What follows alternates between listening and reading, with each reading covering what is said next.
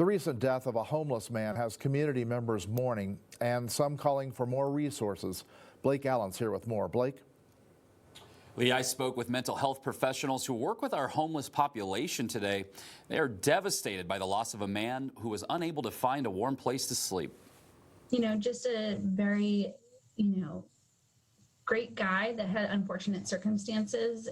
Heartbreak after 57-year-old David Savory, a disabled homeless man in Bend, was found deceased Tuesday morning after a cold night where temperatures got down to 19 degrees.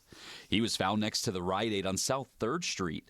Community members tell me that Savory was a double amputee missing both of his legs due to frostbite complications. He got around in a wheelchair. A manager at a nearby business says homeless people sleeping outside in the cold is quite common. I've seen people out here with no blankets at all, just sleeping on the cement. Same thing in our back alleyway. We'll just find them laying on the concrete back there.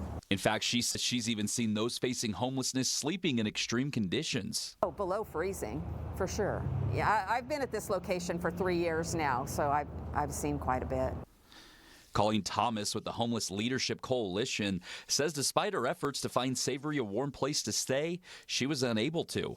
She says at this time, Dave was unable to pass a breathalyzer to enter what she calls high barrier shelters. However, she says there was another issue. There's limited resources. There's limited bed availability. He was on every wait list possible.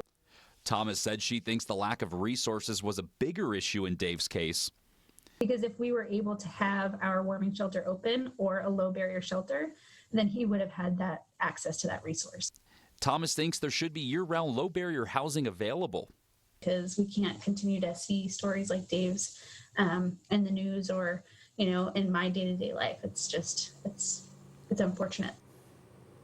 A heartbreaking story, Lee. One thing to note was really the number of people who took to social media to share their stories of speaking with Mr. Savory. Now back to you.